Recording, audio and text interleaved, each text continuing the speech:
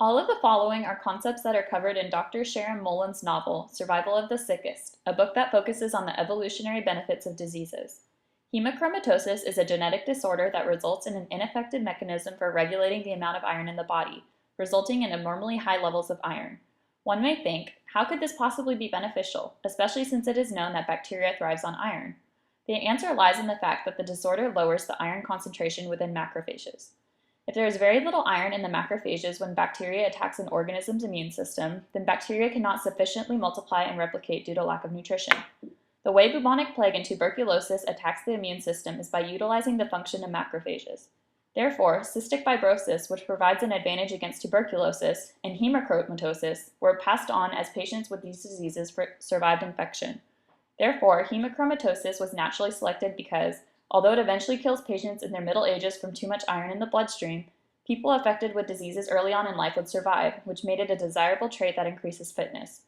Bloodletting was a common practice in early times in order to counteract the high amounts of iron in blood, so that bacteria would be starved of iron as well as lowering the overall iron level in a hemochromatosis patient.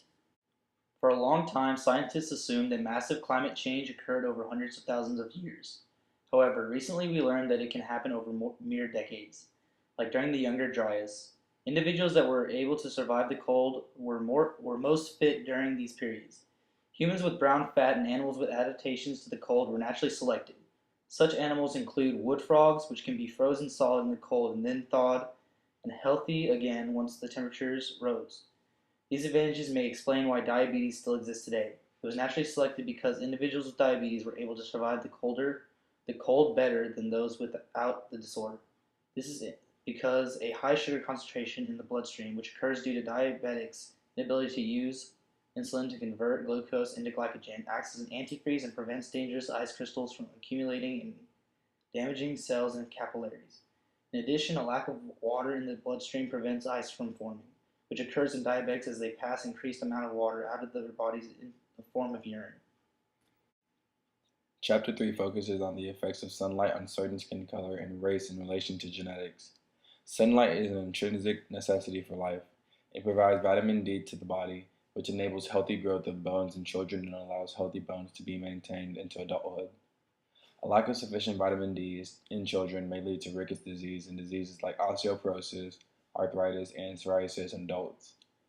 Although cholesterol is often presumed to be a negative factor, it is significant because it is converted into vitamin D for the body through sunlight. On the other hand, excessive sunlight depletes folic acid, which plays a role in DNA replication in the body when cells divide. Skin color shows that light-skinned people have less melanin in their skin and don't have to use as much cholesterol to convert vitamin D into darker-skinned people. Similarly, dark-skinned people are also more likely to have hypertension or high blood pressure in relation to light-skinned people. Conclusively, although excessive exposure to sunlight may deplete folic acid and increase cholesterol that turns into vitamin D, cholesterol is still important. It has been discovered that fava beans are a result of a disease that affects nearly 400 million people. This disease is a genetic defect that results in the inability of the enzyme G6PD to break down free radicals that are released in the digestion of fava beans. These free radicals attack red blood cells, altering their shape in an anemic-like form. Oddly enough, however, the disease has been selected for in areas where fava beans are present, despite the harsh side effects that result. This is because the disease is advantageous for protecting against pathogens such as malaria, where the parasite utilizes red blood cells. Other plants with toxins are a part of our everyday diet, such as soy plants that contain phytoestrogens, which decrease fertility of its consumer. This toxin was naturally selected in soy plants because it decreases the number of predators in the next generation. Chapter 5 focuses on how living organisms work in nature. It goes into detail about parasites, their hosts, manipulative adaptations, and their evolutionary advantages. Many parasites are found in the human body that are initially quite disruptive. However, in the long run, they are advantageous because of their ability to survive and reproduce and makes humans naturally able to rid themselves of similar diseases. Chapter 5 also explains where the symbol of medicine, the rod of Asclepius, originated from. Its initial use was the only effective way of removing the guinea worm parasite from people's legs with a stick as the worm slowly wraps around it and is then removed. However, parasites are not only at the microscopic level. Some parasites will hack into the nervous system of the host, such as certain species of wasps that cause spiders to spin specific webs as a protection for their wasp larvae after the wasp has dispatched of the spider and laid its eggs in the abdomen.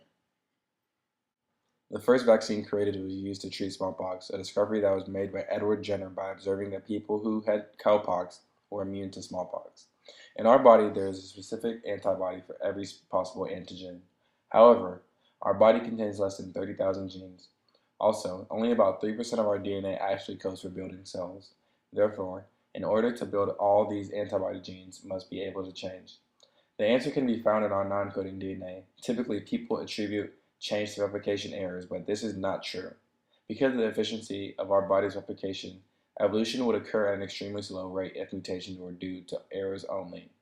These changes are due to not having specific jobs.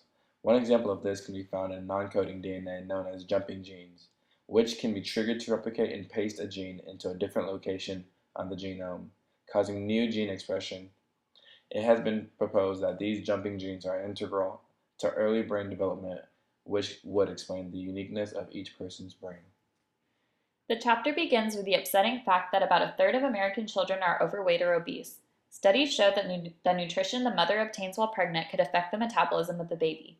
If the mother is not given the necessary nutrition, the baby will be more likely to become overweight because the fetus held on to the little nutrition it could obtain while in the womb. Although this sounds like a Lamarckian principle, it can actually be explained by epigenetics. Epigenetics explains that although DNA pattern may be identical for two individuals, the phenotype expressed may be different. One important experiment that helped found epigenetics involved mice. In the control group, 2 fat yellow mice were bred and fed normally to produce fat yellow offspring.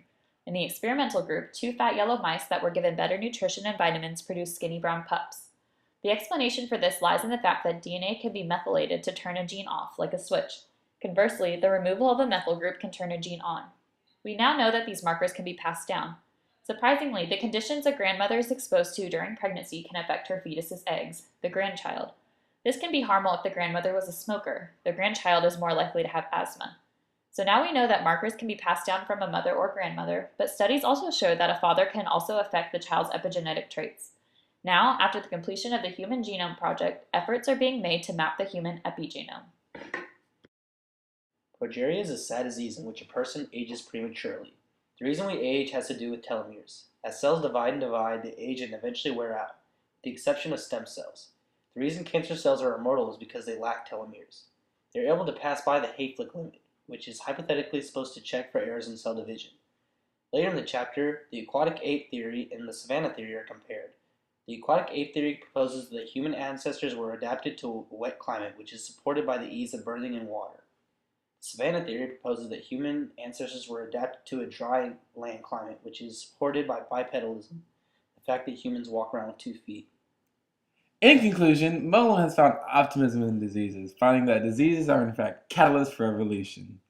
Through these diseases, organisms become more fit to their environment and are ultimately able to survive.